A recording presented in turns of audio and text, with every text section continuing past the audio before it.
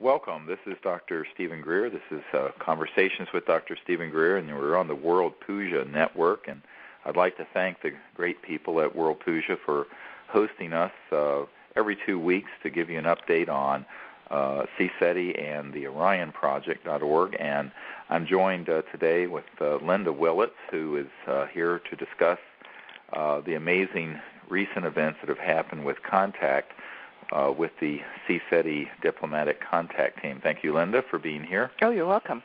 So it's an exciting show today because we have just released at CSETI.org a report on the contact that happened a couple of months ago, 3 months ago now, at Joshua Tree National Park, which is an 800,000-acre national park in the high desert in Southern California. And we, as you all know, have a team that we train every 4 or 5 times a year where we go out into the stars for about a week together. And every year since 1996, pretty much, we've been going out to Joshua Tree National Park as one of our venues, and have had just astonishing contact events happen.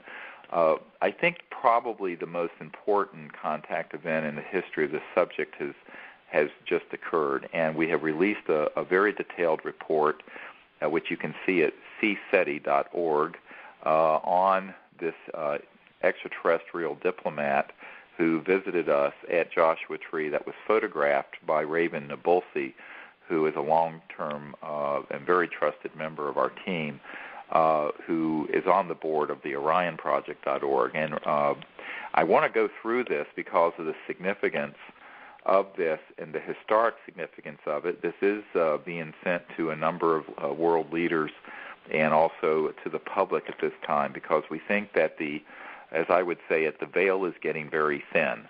And the ET presence is not only obviously becoming more pronounced, but that what they're willing to do in terms of open diplomatic contact is ramping up in a way that we have never seen in the last 50 or 60 years of the modern era of ET contact. So it's quite historic, and that's what we want to share with you today.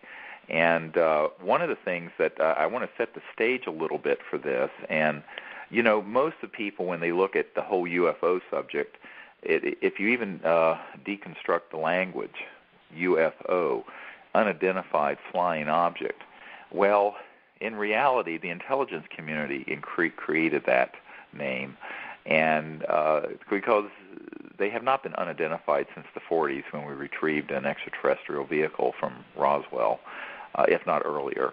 And they do not fly in any aerodynamic sense of the word because they use advanced physics that are not aerodynamically based. The only part of the UFO term that is accurate is O, an object.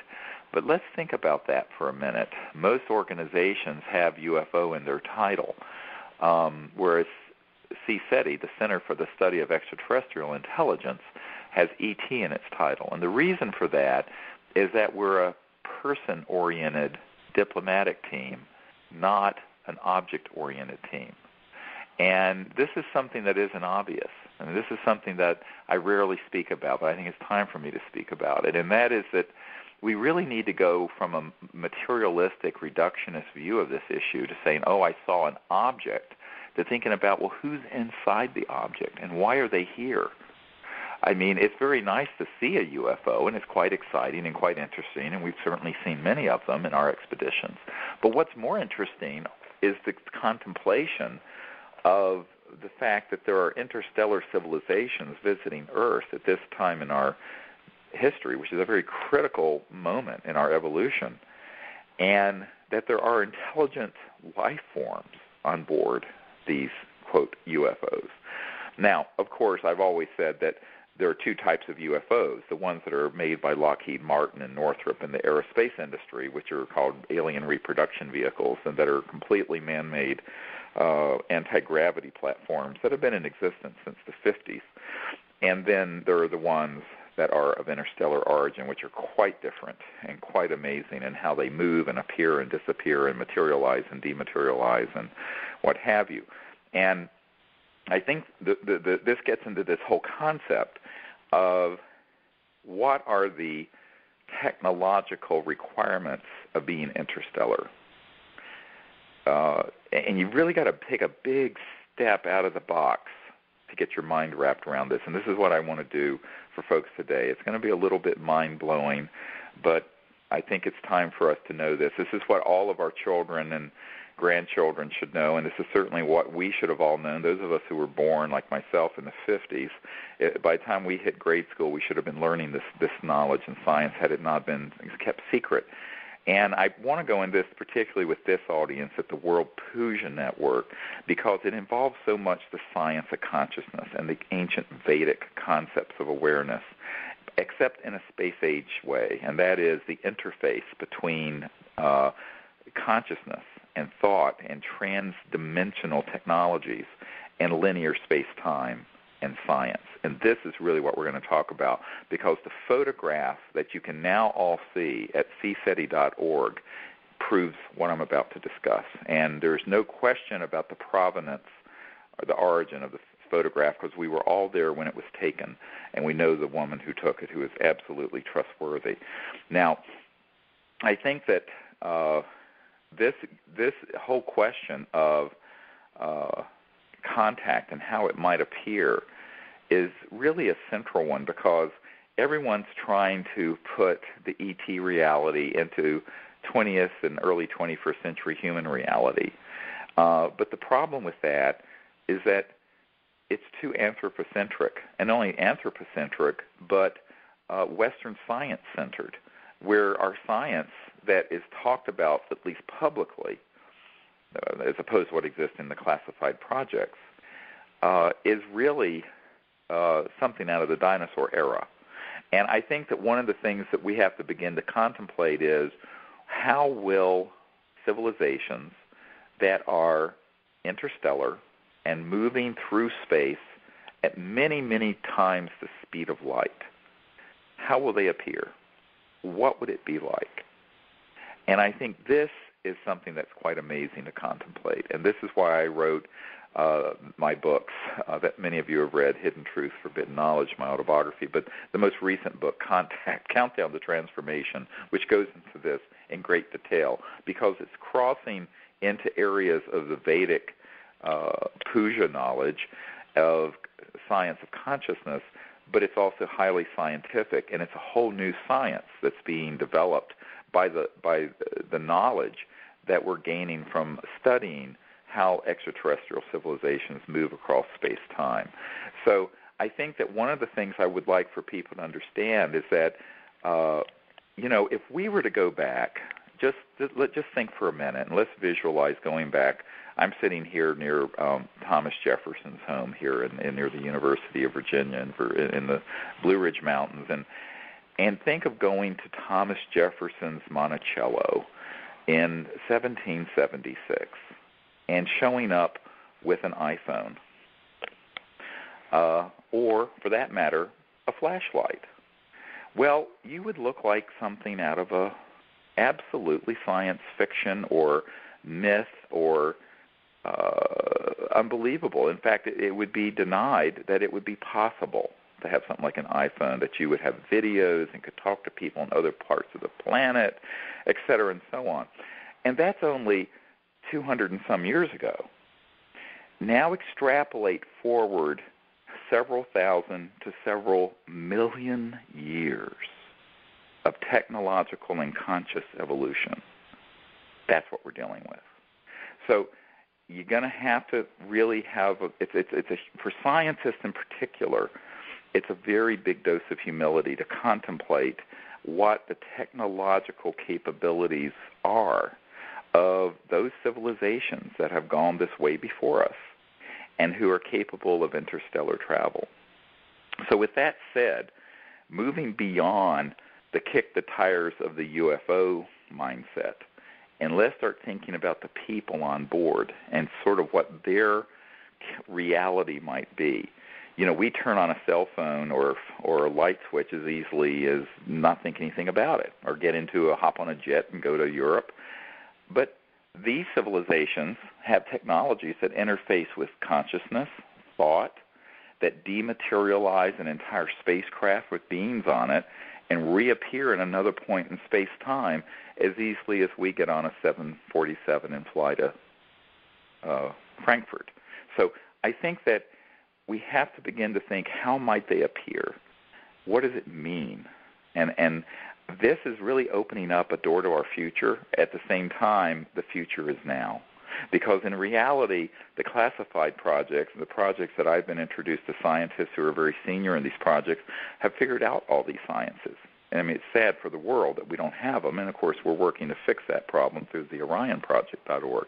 But in terms of contact with these civilizations that are here and who have been here, I believe, for thousands of years, if not millions of years, as observers of the Earth and perhaps guardians of life on Earth, I think we have to begin to contemplate, now that we've reached the point of evolution on our planet where we're united in a global village and going into space, they're here waiting for us to answer their presence, but answer their presence with some meaningful paradigm, operational paradigm, where we really understand how they get here, how they contact us, how they communicate, and how they might manifest around us, besides in something that's fully materialized, although that certainly has happened.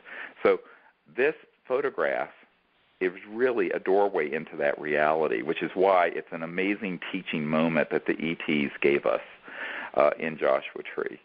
And I'm going to get into the detail of that. But first, I'd like for Linda to sort of describe where we were and what happened that day, because she was sitting right next to Raven Nabulsi when this photograph was taken, but it was also with me in the hour or so before the photograph happened, when there were some amazing things that transpired out in the desert.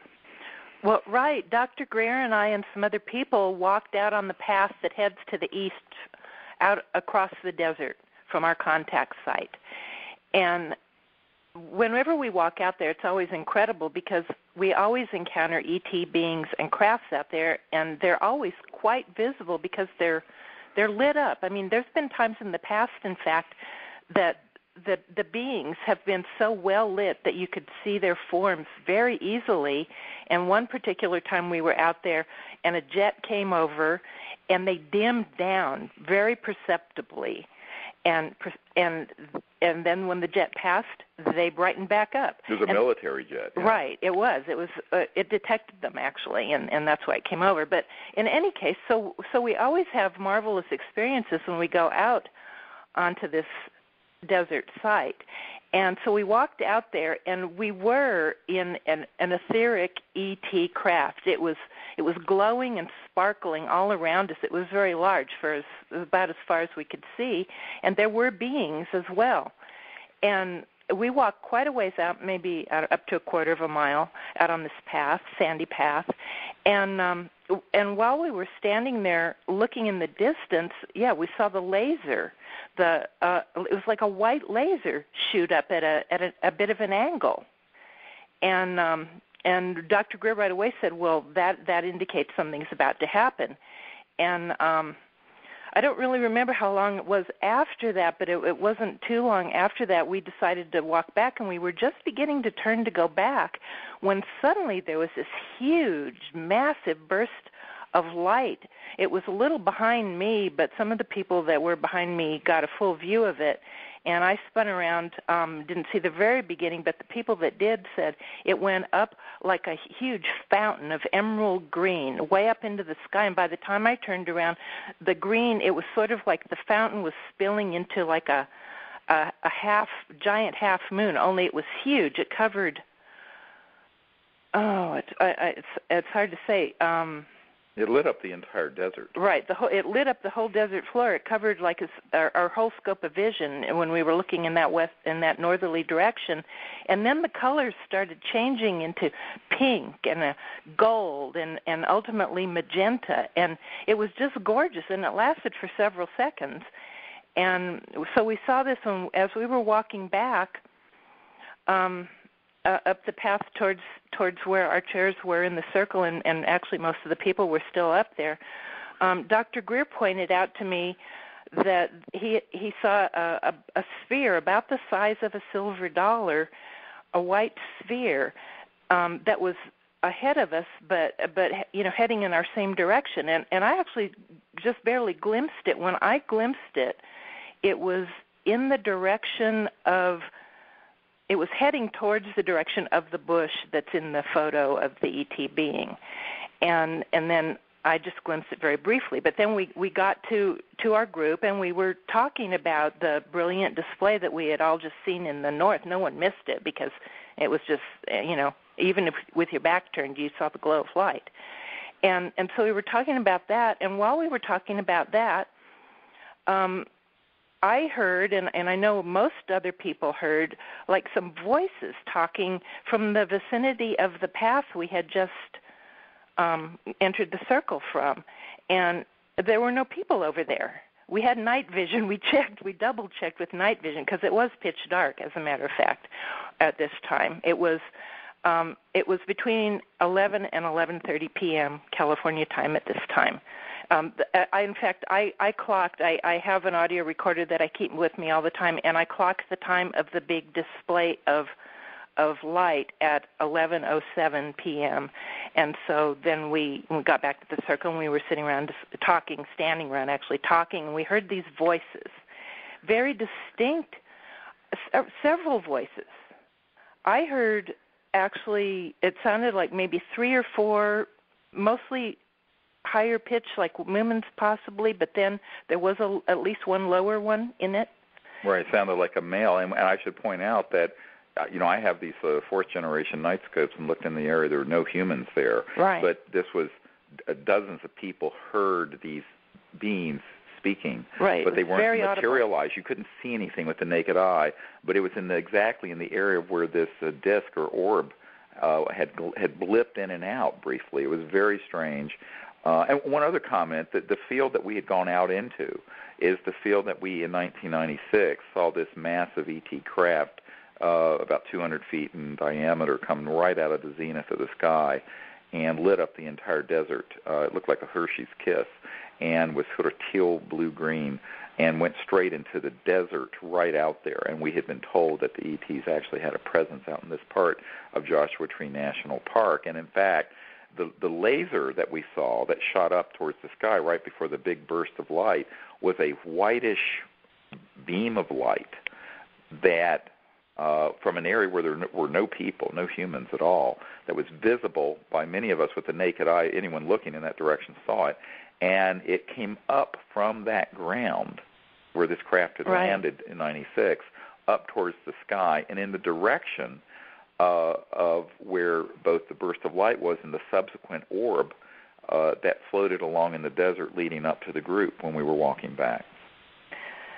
Yes, so we had all these things happening, and then Dr. Greer said, let's all take our seats again. Well, not everyone moves at the same rate of speed in that situation, and Raven and I happened to be sitting side by side in the area of the circle that was facing east. And so we took our seats, and I heard Raven clicking away in the dark. It was pitch dark. You could not even see with the naked eye the chairs on the other side of the circle. There were no flashlights over in that area whatsoever. Raven was just sitting there clicking her camera without a flash into the darkness, which, we do that sometimes because you never know what you're going to pick up. And then we were having a lot of activity around us that night, as we always do at Joshua Tree, and it is the place of the Orion transmissions as well. So it's a highly active place. So that, I don't know, do you want me to talk about that night? What's interesting about this is that it was a moonless night, November 17th, 2009. You can look it up. There's no moon up. And Raven had a digital camera, which was a single lens reflex, that she could adjust the aperture and the f-stop. So she had it open for 3.5 seconds. So she was holding the camera by hand. It wasn't on a tripod, and the lens was open for 3.5 seconds. And during that time, in an instant, this orb materialized and created a cone of light. Now, I want to describe this to you all now because this is what's really important. Again, there's no moon. Nobody has any flashlights on. There's an orb that appears, and in the photograph, when you go to the website, you can look at this. There's an orb that appears just to the left of a bush, and in the cone of light, there's so much light that it illuminates the chairs that have blankets and sleeping bags draped over them. And about 8 feet from where the orb is an ET being that's hovering in the air, suspended in this cone of light that is I estimate around a 4 to 5 foot tall being, just outside our circle, and he's clearly humanoid but not human. And this is the best photograph I have ever seen of an actual diplomatic contact event where an ET being has been photographed with this level of clarity. And what's important about this, well, there are a number of things. A, remember that this is a CSETI CE5 event, a close encounter of the fifth kind event, where we are setting up the protocols using electromagnetic tones and sensors and lasers and consciousness using remote viewing and connecting with thought and consciousness to the extraterrestrial communication systems and inviting them to come and meet with us in a diplomatic mission as representatives of humanity to these interstellar civilizations. So this is not a chance event. This is a planned event. And this ET, who I'm quite sure is a senior interplanetary ambassador, shows up and actually poses for the camera. Now, Raven had asked the ETs if they would help her get these photographs. And there's an aspect to this that's kind of strange because in consciousness and thought there's a lot of interactivity here. And the reason there is because interstellar, faster than the speed of light communication systems interface with directed thought. So just like we have coherent light makes a laser, coherent thought can be used within an expanded state of consciousness. This is where it gets very Vedic and very Puja on the World Puja Network, is why I want to talk about it, where it becomes a source of a directed energy field in thought that connects to the ET communication systems, and they pick that up as easily as our radar systems would pick up a 747 coming into John F. Kennedy Airport in New York. Now, what's important about that's what we teach during these expeditions, like the one we're going to do in the Outer Banks in April. We're going to go out there and do this for a whole week with those of you who want to join us. Now, what's interesting about this photograph also is that there was, aside from there being no moonlight and no artificial source of light presence, it's clear enough that obviously this being and the light, the orb, flashed in so quickly it had to be in a fraction of a second. Right. Because if you look at those of you who want to go to the website at CSETI.org and look at this picture, you'll see that the blankets and sleeping bags that are draped on these chairs that are in our circle, or you can see every crease and fold in them. You can actually see the individual leaves on the bush that's to the right of this orb. And you can actually see the being hovering above the third chair on the right, to the right side of this picture frame. Now, what's a fascinating thing is that when you zoom in on it and you see, you can see there is a head, a chest, and arms, and two legs. The right leg of the ET is bent 45 degrees behind him. It obviously looks like a male. It's very human-looking, except it's not human because you look at the distance between the eyes, which are wearing a type of night vision goggles, and the top of his head is about 3 times higher than the distance between human eyes and the top of our head. He has an enormous cranium. And on top of his cranium is a disc-like white object that is a transdimensional energy projection system that enables him to be teleported there transdimensionally. I'm going to get into the science behind this in a minute. For those of you who are interested, you may want to listen. Now, he's hovering right above that third chair just outside the circle. Now, in that area, now what's interesting about this is that he's looking straight at the camera. Right. There's no question when you look at this. This is not a hoax, my friends. I mean, the debunkers are going to try to say, this can't be, it can't be, it can't be. Let me tell you, it is. I will bet my life on it. I would stake my everything on it. I was there. Linda was there. We know who took the picture. We were there when it was taken. This is an actual ET visiting us in Joshua Tree National Park. And right. Now, what's interesting about this being is that you can see his mouth. He's got a slight smile. You can see his nose is brighter than the rest of his head because it's sticking out and being illumined in the orb. As you're looking at him, the left side of his face, his right face, is much brighter than the other side of his face because it's in the shadow of this sort of transdimensional light and orb. And his left arm is in the air almost like he's waving at the camera, and his right hand is at his waist. And he has a very distinct forehead with two ridges on it, and indented. The centers between the two ridges on his forehead have these indented areas, very unusual sort of shape to his forehead, very much not human, but yet the skin color is like that of a Caucasian. He's clearly a humanoid being, and it is the single most amazing photograph I've ever seen in my since I was a child looking into this subject and studying this subject. He's got boots on both of his feet. You can see, you can actually see the heels, and you can see the left leg very clearly. Now, what's interesting about this is that, of course, this is a being that's not from this star system, not Homo sapien, not human, and yet he's very humanoid. And he's there interacting with the group. And this is the kinds of things that we've seen when we see these really rapid bursts of light and orbs that appear, and then we'll see a scintillating form, the shape of a humanoid, but with the naked eye you don't really see quite clearly the sort of flesh and blood, I hate to use that term, aspect of it. This photograph is like a flesh and blood photograph. And remember, this is an ordinary camera. There's no flash bulb on it. It's not infrared. It's not night scope. It's a regular camera that was set on the shutter opening long enough that it gave him a chance to come in, zip in, and sort of come into linear space-time, into this three-dimensional reality, and pose and wave at the camera and look straight into the lens of the camera. And that is astonishing. That is absolutely, and this is a wake-up call of what's coming, because it's going to go from this to further and further expressed contact.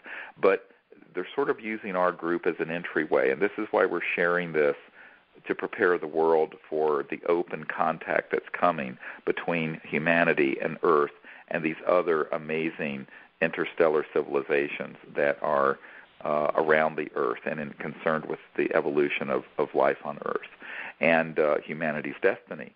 And so this ET who came to Joshua Tree while we were asking the ETs to gather, and by the way, we saw many of these sort of brilliant orbs and lights flash in, but in this case, Raven asked the ETs to appear when she would be holding the shutter open. Now, it's interesting because the other pictures just show black desert. There's nothing. The because, pictures again, that she took before and after this one. She took a sequence. She took a whole sequence, and the ones before and after, it's just dark. There's nothing there at all because no one had flashlights on, no one had anything. Right. And I also want to point out, because there's been some confusion about this since the photograph was released a couple days ago, is that some people say, well, maybe it's some lights hitting a tree or something. Where this ET appeared, he chose the one spot that's open and clear desert for as far as the eye can see to the horizon. Absolutely. Because as you're looking at where this ET being is, because we went out and measured everything exactly and precisely. We spent 2 hours doing it. The bush is to the left of the ET, about 8 feet. So he's 8 feet to the right of the bush. There is a Joshua tree about 8.5 feet further to the right off the frame. Right. And between those two things, there's nothing there. It's open desert for as far as I can see. There is no chance that this is some sort of a artifact anomaly of some kind of light shining on something, because in that area, from the level of the chairs up, if you're sitting from where Raven took this picture, it's open air for as far as the eye can see across flat desert. There are no other trees and bushes. And the other thing is that one person said, well, it's the moonlight shining on something. If you go and look at November 17th on the calendar, it was a new moon with no moon. There was no zero moonlight. There was no, in fact, it was so dark that in the photograph you can actually see Mars in the upper left corner of the frame. And you could see Mars with the naked eye, but if you'll notice the orb that's illuminating the chairs and the CT, making it possible on purpose for this to appear on film or on digital camera. I mean, this was done on purpose by the ETs so it would be captured by the digital camera. But you can see that little orb. It's almost as bright as Mars. That's you can see it. It showed up in the photo, but it was not visible with the naked eye because I was looking right there when she took the pictures, just like she was. There was pitch darkness over there. Well, if it was so visible, quick. It may have been so quick you didn't notice. Yeah, it was too quick. See, one of the problems is that the optic nerve and the mind can only see things with a certain time interval and this is, of course, how subliminal things are done in films, where they put things in the film, but it's so fast you don't see it. Yeah. You don't note it. Well, we're dealing with technologies here where an extraterrestrial civilization whose technologies are by definition, let's go back to the first part of this discussion, is by definition they have to have the capability to vibrate, resonate, have a frequency faster than the speed of light, so that their spacecraft and all the people in it shift in a quantum leap beyond the speed of light into really other dimensions, if you will, transdimensionally, and then reappear in another point in space-time. That's what this is. In this case, the craft was transdimensionally shifted out in the field that we had been seeing, and our detectors, all of our electromagnetic detectors were going bananas. We're out in the middle of this 800,000-acre national park, and we had magnetometers that were pinging off the scale, measuring the magnetic field flux, very anomalous things. We had radar and laser detectors and other detectors and going completely nonlinear off their scale and locking on. We had temperature gauges, thermometers. Yes, and we had a temperature change happen where this object came around us, and it went from about 36 degrees to 69 degrees out in the open desert with a wind blowing. Because of the thermal effect of the density of this transdimensional craft coming close to us and etherically, if you will, occupying the space and warming it up. It was very welcome because it was quite a chilly night. But the point is, this is the kind of things that are going on. And what's exciting about this is that it demonstrates a number of things when we start looking at how an ET civilization can appear very enigmatically and quickly. Now, of course, the ET didn't need to appear just when the shutter was open, but we had invited them to come, and Raven had asked them to use her camera and the timing of her reflexes of taking the pictures to appear, and they did. And this started at the Outer Banks in 2009, a few months ago, in April or early May of 2009. She had the idea to do this, and that's when this ET craft appeared in broad daylight right off of our deck. We rent this big oceanfront house at the Outer Banks of North Carolina, out in the Atlantic Ocean. And this craft appeared. Now, again, she didn't see anything with the naked eye, but clear as a bell, there's a disc right off over the ocean from the deck of the house hovering there.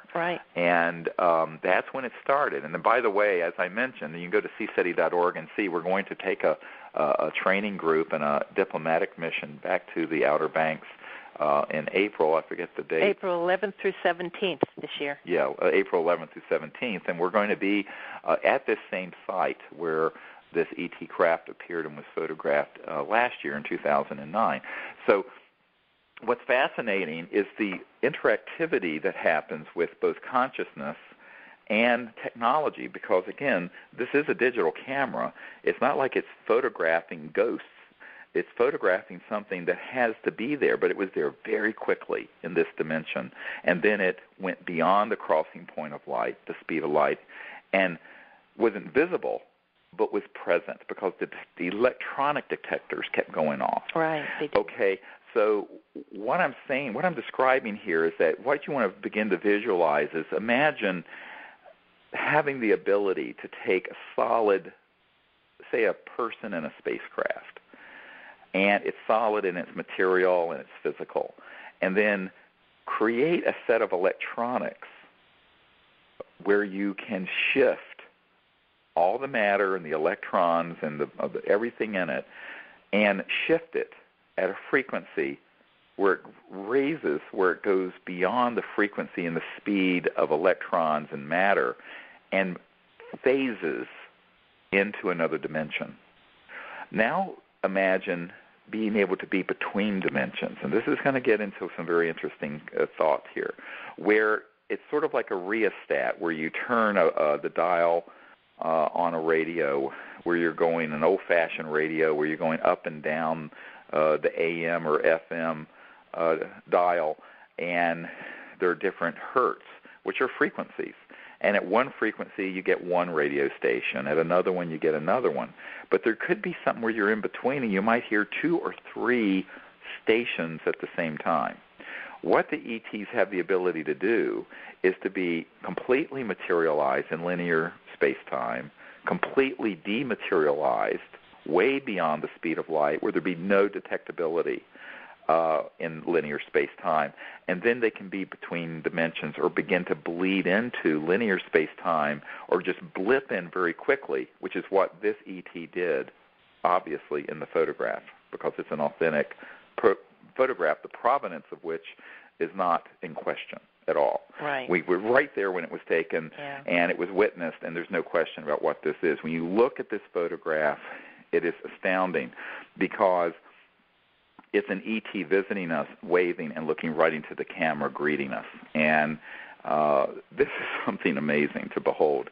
And one of the things that it says to me is, I founded CSETI 20 years ago this year, in 1990, and it says to me that the time for the unveiling of the truth, the end of secrecy, the full known presence, that we're not alone in the universe, that we're part of a cosmic family of civilizations, and that we're at this cosmic moment where we're going to jump into cosmic awareness and a cosmic culture. This is all upon us. And that's what I meant when I first said earlier in this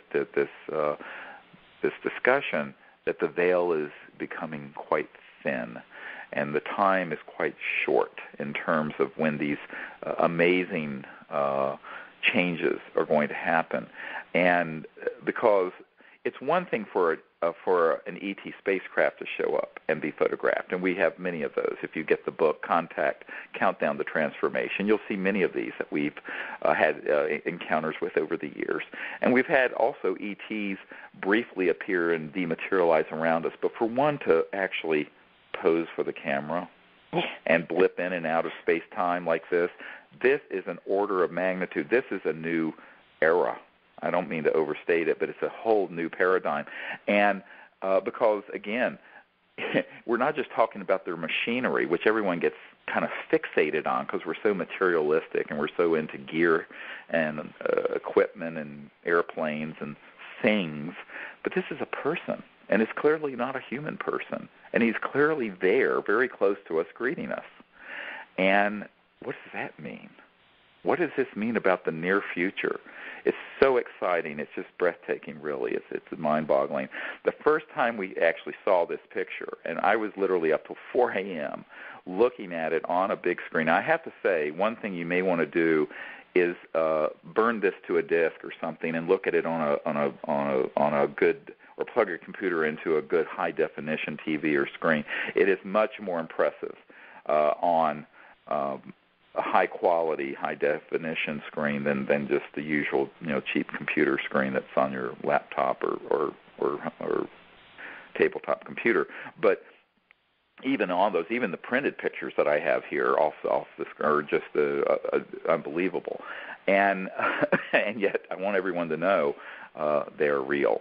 And it has enormous meaning in terms of, because what's happening here is that the ETs know, of course, with the briefings that we've sent to the Obama administration, there's a major G7 country that is wanting us to help set up a meeting between their head of state and these ETs that we're still in contact with very actively, that they're wanting to have open contact, but they're wanting to prepare people for it, and they're doing that through what we're doing through CSETI.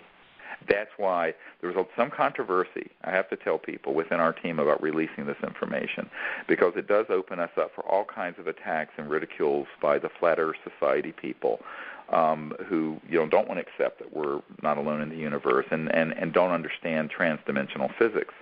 But the fact of the matter is, the day has gotten too long. We're too there's not enough time to delay this any further. And I don't think that as head of the Disclosure Project it would be appropriate for me to withhold this kind of evidence. And we won't. I think it's very important that people understand this has all been released in good faith. But you need to understand what it means, not only in terms of the physics behind transdimensionality, where you have what looks like an orb, a light source, holding a cone of light, and in the cone of light is this extraterrestrial floating above just at the outside of our circle, our contact circle in Joshua Tree National Park. Now, I will tell you that we just got back from an expedition at Boca Grande Island in the Gulf of Mexico, and we had multiple of these beings show up there, and several of them also photographed with no flash bulb and no special lenses, just with the lens being left open for however many seconds, sometimes 5, sometimes 10 seconds, but on a tripod. And they're different beings. And this is something that we're in the process of trying to study and be sure it's, what we think it is, but this is all going to be coming out. It is very exciting. And again, we were having nonstop electromagnetic contact through our detectors. We had a whole series of downloads like the Orion transmissions that started in 2007 and have continued up to the present day at Joshua Tree with the electronics. And we had amazing objects that appeared in the sky above us, but also right in the middle of the circle, some of which were photographed and were quite sizable, including ET beings that were within a foot or two of the camera. So this is something that is really kind of amazing that this is happening. And what it says to me, and I think that the message in this is they're wanting us to be ready because here it comes. It's like, y'all ready for this? Lord, yeah. Now this is, and it also means that the time of sort of perseverating and delaying and procrastinating and keeping all of this stuff secret is coming to an end. And that is a whole new era in human civilization, because with the knowledge that we're not alone in the universe, it's also going to come the knowledge of the sciences of these technologies. And when that comes out, it's goodbye oil, goodbye gas, goodbye coal, goodbye petrodollar, goodbye current macroeconomic order that requires most of the world be slaves to the current system. I think that it's an enormous change that's coming, and we all need to be aware of it and embrace it and be prepared for it, and also be the facilitators of it. I think we all have to become the sort of vehicles for the information to our fellow human beings out of compassion and say, look, here's the truth. We're not alone in the universe. They're here, and they're ready to open this whole reality to humanity. They've been very, very behind the scenes and sort of kept a comfortable distance. In a sense, seeing a UFO or a machine in the sky or even landed in a field. But when you have this kind of visitation of an ET on a diplomatic team like ours at this proximity being photographed, this says that there's a acceleration of change. There's an acceleration of contact happening that is truly historic. And that's why we wanted this photograph released, so that you would understand that. And then contemplate, well, how do you prepare yourself for contact? What do you need to do? And that's why we put together the information and the training materials that you can go to disclosureproject.org and see what those are. Or you can come on one of these expeditions. We only do 4 or 5 of these a year. But of course, you know that there are opportunities for people to come for a week and be out under the sky with us and learn not only the meditation techniques and the remote viewing techniques, but also the contact techniques that are more than just remote viewing or using lasers or using tones. It's a whole paradigm of diplomatic contact, because, you know, the interesting thing about this is that Hillary Clinton and the President of the United States and the President of the United Kingdom and France and China and Russia and Canada and all the other countries of the world and their foreign ministries and state departments do not have a diplomatic mission to these visitors. And the UN doesn't either. So who's doing it? Well, we have to. And so it's a citizens' diplomacy effort. I mean, I have no official standing, and really, frankly, I'm not interested in official standing. But I think that all of us need to sort of deputize ourselves to be ambassadors of universal peace and from humanity to these civilizations, because they're here. And they're waiting for a response that's appropriate. And when I say appropriate, I mean not like what they've been getting for 60 years from the military, which has been shooting at them and developing weapon systems and developing scalar electromagnetic systems that target their spacecraft when they materialize and come into orbit, etc. And this is happening. And I think that, you know, unfortunately, there is a rogue, sort of out-of-control group that wants to be able to control this issue, and they're not going to be able to, because here we were, a group of people with nominal funding, with rather simple equipment, out in a national park that anyone can go to, using these protocols that now any of you can learn, and these ET beings are showing up and actually are photographed. What is that saying? Well, I think that's a message, and I can tell you that this photograph has gone straight to the CIA and other people who are looking at it, and I know the people over there, and they're going, holy cow, you know, because what it means is that all of us can take the destiny of the human future into our own hands and not be dependent on Big Brother to do it for us. It's really a message of empowerment. Because, you know, I've always said, you know, look, I'm a country doctor originally from North Carolina. Everyone on my team are people who are, I mean, Linda's a plant biologist. Dr. Bravo is a fellow emergency physician, as I am. Dr. Loader, who's been with us on these expeditions, is a university professor in chemistry and oceanography and life sciences and oceanography. Raven Nabulsi is an acupuncturist and doctor of Chinese medicine. Trudy Geiker, who's with us on all of these, is an amazing remote viewer and what have you, is a housewife whose husband worked for years at Los Alamos National Laboratories. And you know, there's just people from all walks of life. It's not as if anyone involved in this operation and who was present at this event are officials with any government. Maybe that's why they're so happy, because they know that we're free of the nonsense that goes on with that. Now, what we want to do, however, is model this so that we begin to have appropriate responses from the leadership of the world. And we're hoping that, you know, President Obama and Gordon Brown and President Sarkozy and Medvedev of Russia and the Premier of China and others begin to do something constructive on this front, because there is a rogue international group handling this in the most violent military way. And that's why I think that if all of you listening think, well, what can I do about this? It's so fascinating. It's very futuristic in a sense, but it's really very now. And it's been very now for 50 years. And how do we respond? And that we actually, can respond. And that's what's beautiful. It's very empowering, this concept of a close encounter of the fifth kind, which is when humans say, I'm going to be a point of contact to these ETs and invite them to interact with us. And you know what? If you do it without prejudice and fear and understanding the ancient sciences of consciousness and mind and what's in the knowledge of the ancient Vedas and Puja, you can do this quite easily, and they will come. They absolutely will come, these ETs. They work with us. They're doing it on purpose.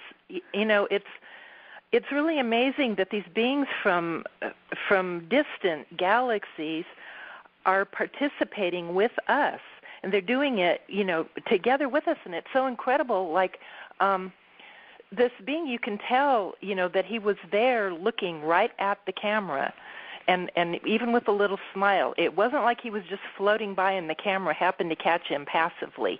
This is all interactive. They work with our technology. They work with through the circuitry of our radar detectors, our magnetometers. Now they're beginning. They understand what's to them incredibly low-tech, digital photography, but they work with our cameras. They know a split-second exposure is with enough light is what's necessary to show themselves on our cameras. And so they're doing this stuff on purpose to work with us.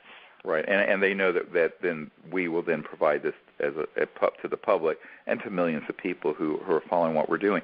The one thing I also want to point out, some people say, well, why don't they just fully materialize and land and come out and shake your hand? Well, we actually have had, at this exact site, we had 4 ETs actually materialize physically and then dematerialize one time. We did have a craft float right over us that made this weird sound. It was going like a didgeridoo almost, and it was about 15 feet above our heads, literally. Right. Now, what's interesting, though, is that those happened very quickly when we were all in deep meditation and in a state of cosmic consciousness together. This, we were standing around when this happened, right, and with people taking pictures. What's interesting also about this is that every time we've had an ET craft fully materialize over the park there, within minutes we've had jets that come in from some of the military installations, particularly Edwards Air Force Base, scrambled into the national park a couple hundred feet above the ground illegally, frankly, below FAA requirements, certainly over a national park, with electronic gear all over them that we have actually photographed. They've come in right, as well as big helicopters. So the ETs know that, when I'm doing an operation like this, that there are satellites and other monitoring systems that are monitoring what we're doing. And there is a certain risk to them being fully materialized in three-dimensional space-time for any length of time, because we've shot down and killed hundreds of them. I'm just going to put it out there. But it isn't stopping the contact. You see what I'm saying? Even though when we have had them fully materialize, we've had some pretty amazing military force projection right into our area.